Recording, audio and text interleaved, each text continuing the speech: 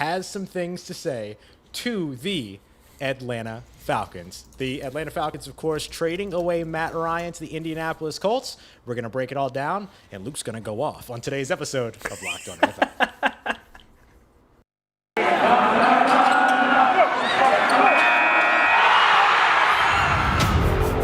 You are Locked On NFL, your daily NFL podcast.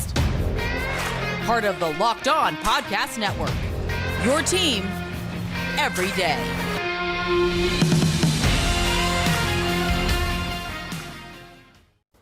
What is going on, NFL fans? It is another episode of Locked On NFL, and it is Tuesday, so you've got Luke Braun at Luke Braun NFL, daily host of the Locked On Vikings podcast. Myself, Ross Jackson, at Ross Jackson Nola on Twitter, daily host of the Locked On Saints podcast. We're here with you every Tuesday, bringing you a deeper dive into everything going on around the NFL. We appreciate you so much for making Locked On NFL your first listen of the day every day, whether you're watching on YouTube or you're checking us out on your favorite podcast provider. We appreciate you getting us into your routine as we are live here on YouTube. But don't worry, if you're not catching it live, you can always catch it later as well. We want to thank our sponsor for today's podcast, Rock Auto. Amazing selection, reliable low prices, all the parts your car will ever need. Visit rockauto.com and let them know that Locked On sent you. Luke, the Atlanta Falcons fumbled the bag, man. They fumbled the bag. They went after Deshaun Watson. They fractured a relationship with Matt Ryan, and Matt Ryan is now an Indianapolis Colt. This was a bad move by the Atlanta Falcons. This is a bad moment for the Falcons. Look, maybe trading away Matt Ryan, hitting the reset button, maybe that's what the franchise... Look, everything comes to an end, right? Time is undefeated. But here's the deal. For it to end like this is such a disservice to what Matt Ryan meant to that franchise. Mm-hmm. And this is, I'm thinking of Falcons fans. You're a Saints fan. You might not be too sympathetic to Falcons fans. I am, all right? The Vikings and the Falcons, we've got a little friendship going on. All right? They've beaten the Packers for us a couple of times. You know, we ended the Saints. Like, we're homies. And so I feel bad for my friend right now. That's what this is. So here's the deal. Like, going after Deshaun Watson, the Saints, Panthers, Falcons, going after him, not getting him and stuff, there's this whole like moral thing. You had a great episode on your show last week about it that everybody should go listen to. That is its own thing, right? But just the idea of going after another quarterback and just torpedoing your relationship with the face of your franchise. And because you did that, you're trading him for peanuts. Mm-hmm. Like, look, trade your star quarterback away, get a huge haul, pull a Seattle, right? Like, they are hitting the reset button, but they got their money's worth, and there's a value conversation, and maybe they end up better off at the end of it if they hit on the draft. Like, there's at least merit to that, and you're like, hey, we're hitting the reset button, but we're hitting it on purpose, and we're going to hit the ground running with all these new assets. The Falcons didn't get anything. They got a third-round pick, and usually that can make sense if there's like a big contract, right? If you're dumping a whole bunch of money on the other team, you get less draft compensation in return.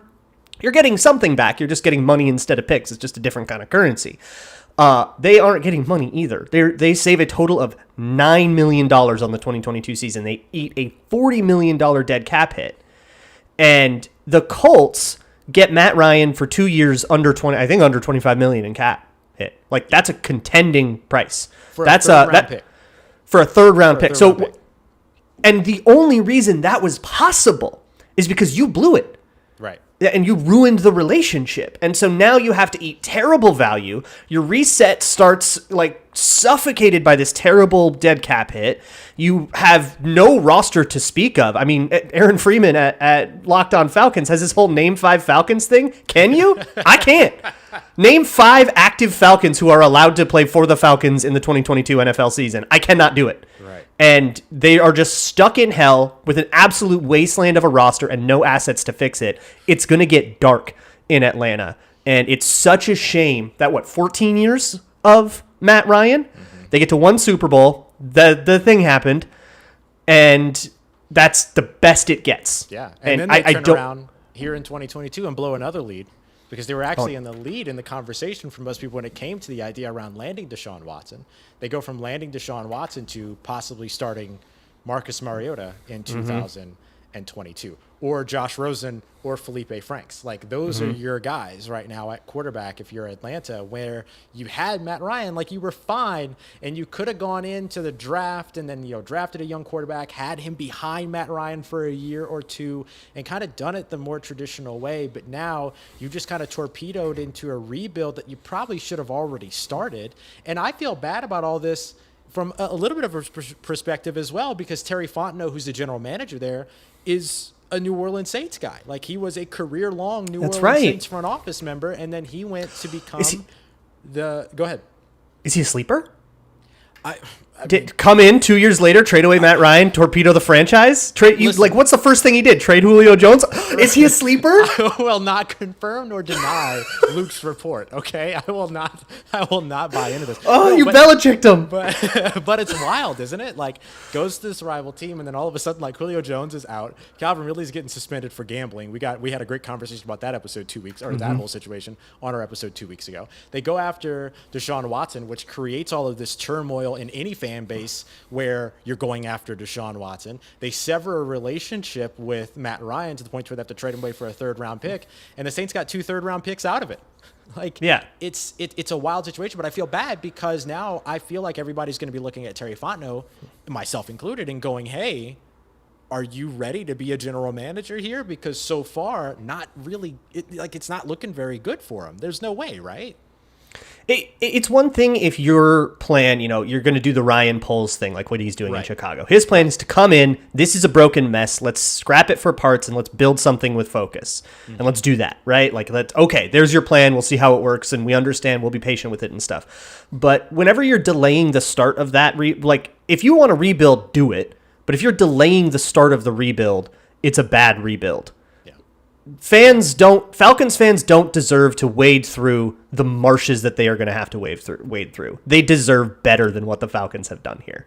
Yeah, and you look at this NFC South division, you look at the NFC at this point, which is like vacant of quarterbacks at this point. Every quarterback's going to the AFC, and that's what we're going to dig into next is the rest of the quarterback movement, because there's still Jimmy Garoppolo, there's still Baker Mayfield, there's still these quarterbacks that can be on the move, whether they're going to the AFC, heading to the NFC, sticking around in the NFC, doesn't really matter. I just kind of want to know where these guys are going and what that means for the rest of the market, because a lot of these pass catchers might still be waiting to see where quarterbacks go and who's available where. If I'm a pass catcher, if I'm a wide receiver, I'm going to want to know who's throwing the ball to me, and things are a little bit more clear. Things got clearer in New Orleans today. Things got not so clear in Atlanta today, but there are still those 2 quarterbacks that are set to be traded. Let's talk about that next. Yeah, and let's maybe get into the Colts too if we can. Oh yeah, we got some Colts talk. But I'll tell you what, before we do that, I want to talk about our friends over at BetOnline, Luke. I don't know about you, but I'm loving the college basketball tournament. It has been a ton of fun, and it's even more fun when you get a little skin on the game, right? Get involved with everything. Get to put down a whole bunch of stuff. If you want to bet on who's going to win the whole thing, you want to bet on who's going to win round to round. You got player performance props, whole bunch of stuff that you can dive into over at BetOnline, who are the official sports betting partners here on the Locked On Podcast Network. There are exclusives. There are bays. They're not going anywhere, so we love them. And we love all the different options that you get, because if you don't want to bet on basketball, you've got football, you've got hockey with all the big trades. The NHL trade deadline was today, so I'm sure there's a whole bunch of different shifting odds based upon these big names moving all over the place. Baseball's right around the corner. Ton for you to get on. Luke, I know your favorite part is the live betting module. I love the live betting. Live betting is a good one. Yeah, you got a 16 seed weirdly keeping up in a game, and you know it's going to fall apart. I made a little money on that this week. Yep. Absolutely. Lots of good stuff, and even your favorite Vegas casino games as well. So go check them out. BetOnline, your online sportsbook experts. And Luke, as we continue on, let's get into some Colts talk, because as you're... Can I interrupt you? Oh, yes, please. Oh, did it happen? It happened. Vikings got Za'Darius Smith. We're in, baby. I was like, look, something has happened. Something has happened, and Luke is really excited about it. I was trying not to interrupt the ad read, but we got it, baby. Oh, that is so huge. Here's the thing. 2 things. A, it is such a perfect fit for the Vikings and what they're doing. I don't care how much he costs at all. Whatever the contract is, I'm going to be happy with it. I love getting this man. He's very good. I don't care how old he is. He's very good. And it also ruins him for the Packers. And now they can't really like him that much without picturing him a little bit in a Packers jersey. And I know that that's a thing, because Packers fans never talk to me about Brett Favre anymore. It is so good. Oh, God, yes. Okay, Take that, Peter Bukowski. Eat it, Peter Bukowski. As always, we appreciate you so much for making Locked On NFL your first listen of the day, every day. Thanks again for being here with us, whether you're live here on YouTube. Don't forget that you can go into the chat. I see a lot of Vikings fans right now, super excited in the chat. We got him, Zadarius Smith, Luke. It broke. Everyone's really excited about it, so that's really great. But we're gonna come back to. Let's come back to this. Let's pick up where we wanted to leave off with this Matt Ryan situation and the Indianapolis Colts. How's that sound? Maybe. I don't know. The Aaron Wilson deleted the tweet breaking the news, so. Oh, okay. So now it's weird. Let's oh, this is a fun thing to enjoy live. For real. Okay, so let's let that settle. Yeah. And then we'll circle back to it because that could be really interesting. I wonder if hasn't he already changed his mind once before? Well, yeah, he did. He did that with the Ravens. Something happened with their deal; they balked or something. The deal was pretty low, so maybe it was just a money thing. I don't really know what happened there. Maybe something similar happened, or maybe Aaron Wilson just wasn't supposed to say that yet. Yeah, sometimes that'll happen. Wasn't ready yet. All right. Well, I'll tell you what. We got the Indianapolis Colts here. They gave up a third-round pick to get their next quarterback. 5 straight years, 5 different starting quarterbacks. Week 1. They now move ahead with Matt Ryan, though, and I'm not going to lie. I think Matt Ryan's a good quarterback, and I think it's a good fit for Indy. And I think it's a win for Indy big time. Yeah. I think part of it's the price, and part of it is just like, look, Indy has been, I think somebody else in the Vikings community compared them to the 90s Vikings, the Denny Green Vikings, where they sorted through Warren Moon and then Randall Cunningham and then Jeff George, and they kind of had like a different journeyman every time. And the Colts have been like that, 5 different quarterbacks in the last 5 years. Sometimes it's 37-year-old Phillip Rivers, and they get it. Sometimes it's Carson Wentz or it's Jacoby Brissett. That doesn't work out as well. Matt Ryan's not washed. Like, He's still, I mean, he's probably not the guy he was in his prime, and it can kind of happen, but he's not Phillip Rivers, whose arm was cooked by the end of that. Like, Matt Ryan's still very much a good quarterback. The price is right for them. They have the ability to build a contender here, and that has to be super exciting, especially among a division that's kind of I mean, you've got the Texans, which are barely an organization right now. You have the Jaguars, who knows what they're doing. And the Titans, they were the 1 seed in the AFC, but they still have plenty of problems in their own right. And so it feels like that AFC South, if you're building something real, you know, it'd be a different thing if you were in the AFC West doing this, and you've got to climb through all this stuff, or the NFC West, you've got to climb through, you know, this Rams team and all that. In the AFC South, this is kind of a great. The iron is hot, and it's time to strike, and the Colts are striking, and I like that. Yeah, absolutely. And you know what I love for Matt Ryan in this situation is that he gets Jonathan Taylor tailback. That's my favorite part of all this, is that he gets the running game behind him as well, which can help to extend that quarterback's career. It's where you're not seeing the arm get cooked like Phillip Rivers and all that. It's where you start to see a little bit more of what he's able to do with a run game, because the Atlanta Falcons haven't had a run game in the last few seasons. Like, they've been struggling at running back. I mean, their lead running back last year was basically Cordero Patterson, playing a hybrid role, and then you had a little bit of Mike Davis in there as well. So, look, the Indianapolis Colts draft 42, which puts them in great position in the second round to circle around and get him another, you know, wide receiver weapon. They have a good defense there, a lot of good young players. They have a great offensive line there, which they could still work on and work to improve upon. Maybe get another blindside left tackle, protector, that, you know, upgrade that spot. Maybe Teron Armstead doesn't sign in Miami. He's visiting in Miami right now. He's probably the top tackle free agent, one of the top free agents available. He could potentially be in the cards for Indianapolis.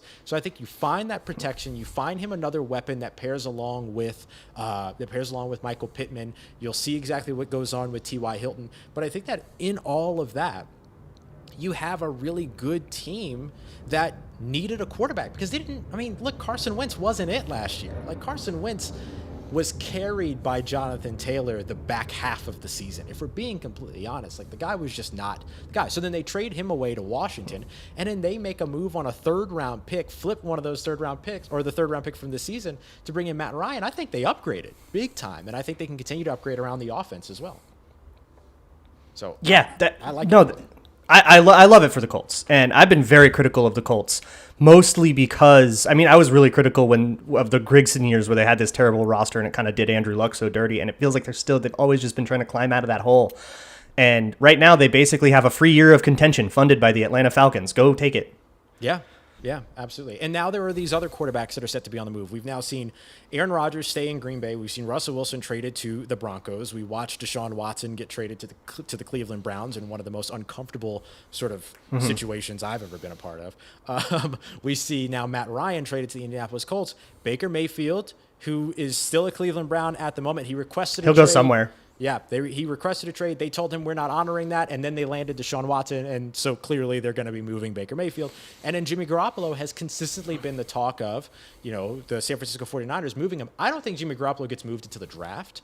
I think that there's still so much with that shoulder surgery and the throwing arm and all the other stuff. That's kind of maybe when his value will peak a little bit, because the draft picks won't get more valuable than they are on draft day. You know what I mean? And so I think because of that would be a good time for San Francisco to move him, but he could move sooner, and then we'll see what happens with Baker Mayfield. A couple of jobs that are open: Seattle, Atlanta, potentially. I know they landed Marcus Mariota. Now, by the way, the top 2 picks of the 2015 NFL draft class, both in the NFC South, as starting quarterbacks. Jameis Winston, Marcus Mariota, set to play against one another twice in 2022. So that's pretty cool, little extra storyline there. That is fun. So, but they could still potentially look for another quarterback, and then the Panthers could potentially look for another quarterback too. You see Baker Mayfield getting moved. You see Jimmy Garoppolo getting moved. Where are some places where they might end up? Yeah, I feel like this whole quarterback carousel and the way it's kind of moving, and also in weird ways staying the same, we got to talk about it, but it's got to be all about the market. And like the quarterback market is this ever shifting thing in terms of who is on the market, who isn't on the market, who's the big name, who's the small name, what's everybody's price. And you got to be able to like focus in exactly when, like timing this is really important, and manipulating that market.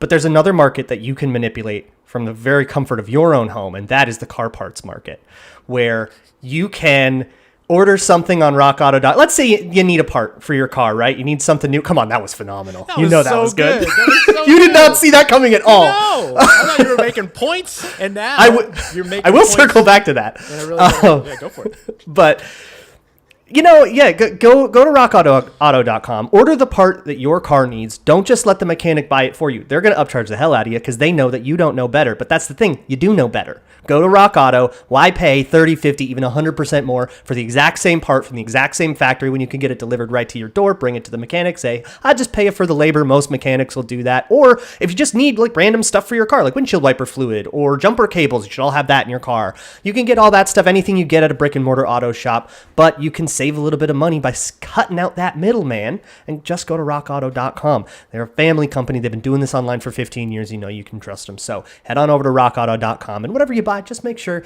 you let them know in the How You Heard About Us section at checkout that Locked On sent you. Rock Auto, amazing selection, reliably low prices, all the parts your car will ever need.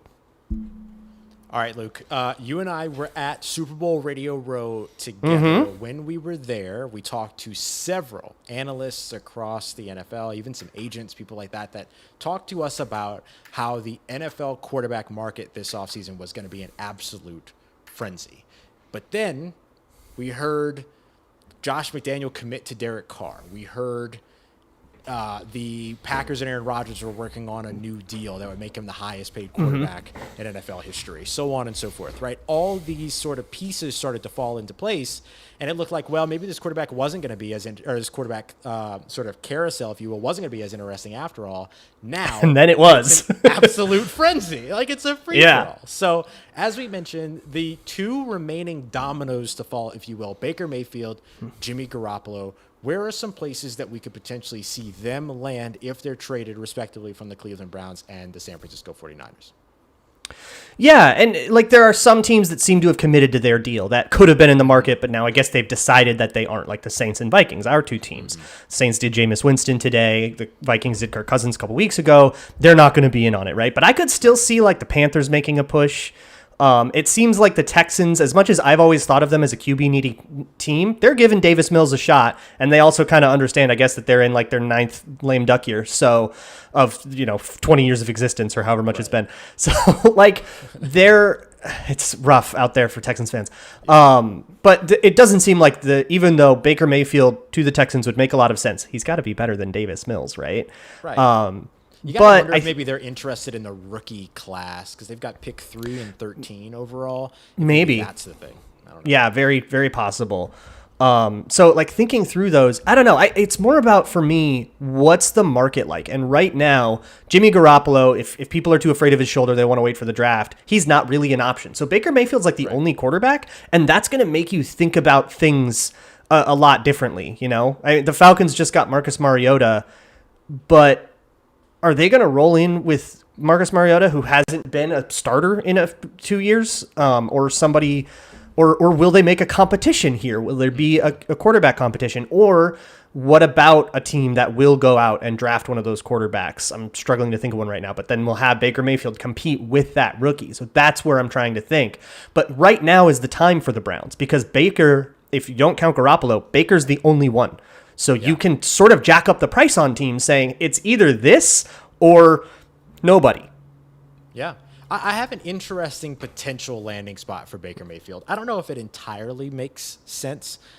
Contracts and things like that would have to get worked out. But here's my kind of like crazy scenario. Outside of the folks that we know that are already looking for quarterbacks like Seattle, I just don't see Baker Mayfield as a fit with Pete Carroll. I just don't see that relationship working out. I didn't see Jameis Winston and Pete Carroll working out either, when there were some whispers about Jameis Winston being an absolute possibility for Seattle. I didn't really buy into that. So for me, when I look at a place for Baker Mayfield to wind up, what about the Detroit Lions and how interesting that would be? Like, are they? That would be the competition. And what do they believe in with Goff? The thing about it is Goff is mega expensive. Right. But to get that down, you have to commit to more years of Goff, and the Lions are very clearly not ready to compete yet. So it might be just fine to just say, okay, we'll eat an awkward, weird-looking cap hit, let this go, and say, thanks for the picks. You did a salary dump with the Rams. Yep. So maybe you could do that and have Baker Mayfield actually be the one playing for you, but you have to figure out a way to pay for it and stuff. Yeah, but it's weird. Again, you're committing a large percentage of your salary cap in that case to quarterback. And that could be fine, right? Get your guy at whatever cost. But it kind of, going back to what I said about the Falcons, they need to start building something. The Lions are just sort of sitting there waiting to start the rebuild. And it's time to go. It's time to start at least building something that could win in the future, but like waiting to do that. That's what I said when they made the trade in the first place. I said, man, you're just going to commit to 2 years of sucking with Jared Goff and then start your rebuild? It's like... Right. And I'm a little worried about the Falcons going the same direction there. Mm-hmm. But at least, they're not committing to 2 years of a bad quarterback. They've got Marcus Mariota, and if he's bad or not, like at least they're out of it, Right. And you're not in a situation where you're paying a ton of money for Marcus Mariota. It's like a 2-year, $18-something million contract. Like super simple. So you can start to build that roster around him. And then if you do suck this year, now you've got the 2023 rookie class, which is really exciting. And you'll maybe have a roster a little bit more ready to nurture that player. And you're not doing like what the Bears are doing with Justin Fields, which is going to make it really hard for him to develop. Right. And I'm curious about, if the Detroit Lions, and one of the reasons why I point out to the Detroit Lions, our friends over at BetOnline, when it all came down to what we thought was the final three for Deshaun Watson, which is basically the NFC South minus Tampa Bay, right? The New Orleans Saints, the Atlanta Falcons, Carolina Panthers. The fourth highest odds to land Deshaun Watson at that time before Cleveland snuck back in were the Detroit Lions. So I'm curious about where that puts them on the sort of list when it comes to the potential of where Baker Mayfield could end up. The other thing that I kind of look at as a connection there is the fact that a team that loved Baker Mayfield in his draft year, were the New Orleans Saints. And at that time, that was head coach Sean Payton, who was in love with him. And then you had the assistant head coach, Dan Campbell, who's now the head coach of the Detroit Lions. So I'm just looking at sort of these little kind of connections between them, and I'm just curious about whether or not that's like one of those underrated places you don't think of that they could potentially land. Maybe it does seem like the odds-on favorite is Seattle right now, which makes sense in terms of like the job is there, right? Right, the job is there. He's a more stabilizing presence, and Pete Carroll is old and isn't going to want to sit there and wait out 2 years of a rebuild. But I like that for the Lions, because right now the Lions seem like they're wading through a lot of muck, and when they get out on the other side, it's not really clear that they're not just going to end up with more muck. Right. And trading for Baker Mayfield at least gives you a vision for what the future's supposed to be. Whether or not it's realized, that's anybody's guess always. but at least you're aiming at something, and teams that aren't aiming at something are the ones that annoy me a lot, that I always am mean to. It's understandable, completely understandable. And I think the other team to watch out for in all of this too is the Carolina Panthers, who to me are in a similar situation as the Detroit Lions, right? Like they just committed to Sam Darnold for whatever reason, and could potentially be in this quarterback market still looking to develop looking to dedicate a lot of money to the quarterback position if they have Sam Darnold, if they bring in another quarterback. So I wouldn't be surprised to see them feeling like they're in a little bit of a similar situation to Detroit, but maybe with a little bit more clarity in terms of the identity of their team, which is a very good defense. I mean, the Carolina Panthers are a great defense. And so can you build, can you get the right signal caller, the right passer in position in order to be able to take advantage of the little bit of weapons that they have over on the offensive side, especially if they can hold on to Christian McCaffrey, who even Christian McCaffrey got trade talk earlier on while we were at the Super Bowl. Everything, it was wild. It was absolutely wild. Yeah, and the Panthers have been really trying to do the aggressive quarterback thing. Like, they are not resting on their laurels. They tried to trade for Matt Stafford last year. They end up going with Sam Darnold. They tried to get in on the Deshaun Watson thing despite everything. Like, they are looking to make a bold move and not just sit there and develop somebody you draft in the third round like the Texans are. Like, they're trying. So I could definitely see them making that push. Okay, update on the saga of the show. Right. So the Zadarius Smith news came from Aaron Wilson, who covers the Texans mostly, but also the NFL. Yep. And he tweeted out Vikings have signed Zadarius Smith, his actual account, not like a fake one. And it turns out he himself got faked out. Usually he got, and then it got everybody got. And usually he just copy pastes the transaction wire. So like when I see it from his account, that's like, it's almost official because I know that but he does have some source reporting too. So that, PFN Insider, all that great stuff. Yeah. So that's how that got. But I'm glad we could all go on this journey together. Yeah. And by the way, if you want to hear more from Aaron Wilson about the Deshaun Watson trade, great place to do that is Locked on Texans on Fridays because he's a weekly guest over on Locked on Texans with Cody and John. So a great little opportunity there. So, Luke, we'll see exactly the way that the rest of this quarterback frenzy has worked out. But so far, it has not been disappointing. That much we can certainly say. Yeah, it's a lot more fun. And then, like you said, it looked like it wasn't going to be fun, but now it is. Look, it's going to be, I think, a couple of weeks of this. So we're going to keep talking about this on the Locked on NFL podcast. Shoot, maybe stuff happens tomorrow with Baker Mayfield. And you can hear it tomorrow with James Rapine and Tony Wiggins taking you through all that. We're going to start talking a little bit of NFL draft stuff, I'm sure, over there and on all the episodes pretty soon.